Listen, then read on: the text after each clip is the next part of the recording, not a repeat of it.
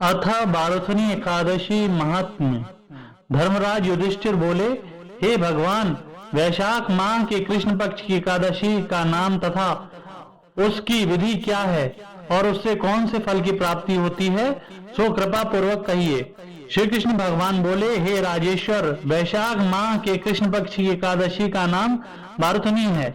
यह सौभाग्य को देने वाली है। इसके व्रत में मनुष्य के समस्त पाप नष्ट हो जाते हैं और अंत में सुख मिलता है। यदि इस व्रत को एक अभागिनी स्त्री करती है तो उसे सौभाग्य मिलता है।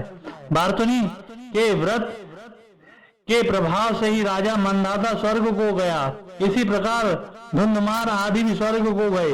बारुथनी एकादशी के व्रत का फल 10 सहस्त्र वर्ष तपस्या करने के फल के बराबर है।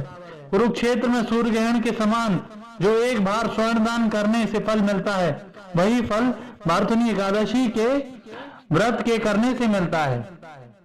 बारुथनी एकादशी के व्रत से मनुष्य इस लोक और परलोक दोनों में सुख प्राप्त करते हैं और अंत में स्वर्ग को जाते हैं। शास्त्रों में कहा गया है कि हाथी का दान घोड़े के दान से और हाथी के दान से भूमि का दान उत्तम है। उससे उत्तम तिल का दान है। तिल से स्वर्ण दान, स्वर्ण से अन्नदान श्रेष्ठ है। संसार में अन्नदान के बराबर कोई भी दान नहीं है। अन्नदान से पितृ देवता मनुष्य आदि सब तृप्त हो जाते हैं। शास्त्रों में कन्यादान इसके बराबर माना गया है। बारुथनी एकादशी के महत्व से अन्न तथा कन्यादान का फल मिलता है। जो मनुष्य लाभ के वश में होकर कन्या का धन ले लेते हैं, वे प्रलय काल के अंत तक नरक में पड़े रहते हैं या उनको अगले जन्म में बिलाव का जन्म ग्रहण करना पड़ता है। जो मनुष्य प्रेम से एवं धन सहित कन्यादान करते हैं, उनके पुण्य को चित्रगुप्त भी लिखने में असमर्थ हो जाते हैं। जो मनुष्य इस बारुथनी एकादशी का व्रत करते हैं, उनको कन्यादान का फल मिलता है। बारुथनी एकादशी का व्रत करने वाले को दशमी के दिन से निम्नलिखित 10 वस्तुओं को त्याग देना चाहिए।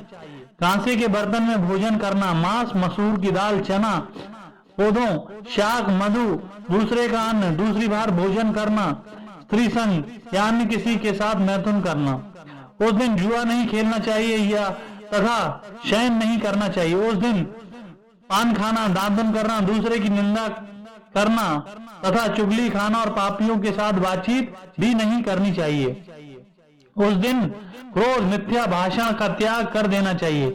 इस व्रत में नमक, तेल तथा अन्न वर्जित है। हे राजन, जो मनुष्य इस एकादशी को विधिवत करते हैं, उनको स्वर्गलोक की प्राप्ति होती है। इस व्रत के महत्व को पढ़ने से 1 सहस्त्र गोदान का फल प्राप्त होता है। इसका फल गंगा के स्नान करने के फल से भी अधिक है।